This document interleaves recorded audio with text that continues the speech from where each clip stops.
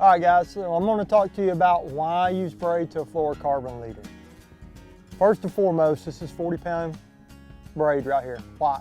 I like white so I can see it. Now, if I was flipping straight braid, I would use a green colored braid, but since I'm using a leader, white's what I want. And the reason I like a leader, now say this was July, August, and this grass was really matted, and it was thick all the way to the bottom, you can get away with straight braid. You could even potentially get away with straight braid right now. But for me, in a confidence deal, and as you all know, you fish better when you got your most confidence.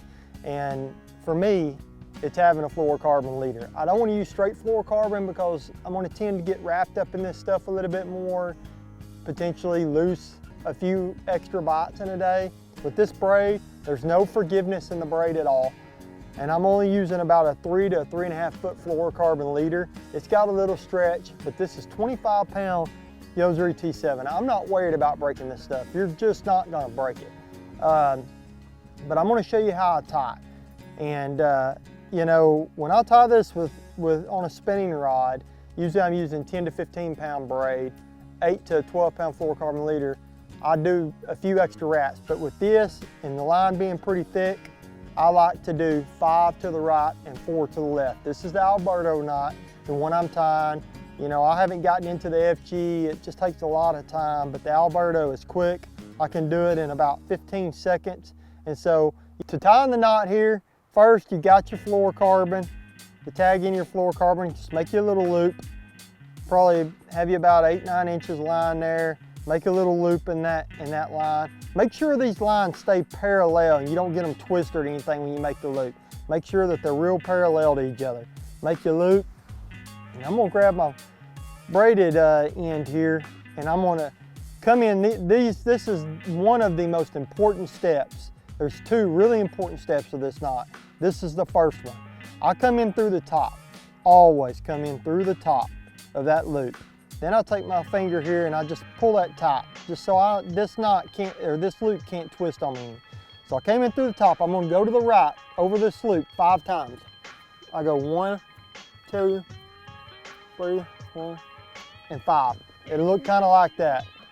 Typically, I would, on spinning stuff, you know, I would go 6 to the right. But on this thicker line, I'm going 5. I'm gonna come right back across them wraps, going to my left. I just went to the right 5 times. I'm gonna come back over these wraps, going to the left 4 times. 1, 2, 3, 4. Now I've pinched my loop. It hasn't twisted on me at all. This is the second most important step. You have to come back up through the bottom of this loop. I went in through the top before I started. Now that I'm finished with my wraps, I'm gonna come back up through the bottom.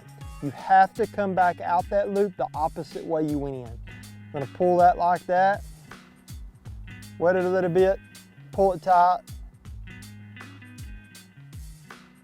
And once you pull, kind of pull the tag ends opposite way of each other just to kind of get it cinched down, and then I grab my main line and then my leader line and I just pull them.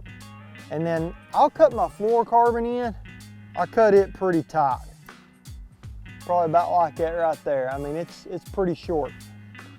But on my braid, and I'll usually leave about 1/4 inch, 8 to 3/16 of an inch on my braid end.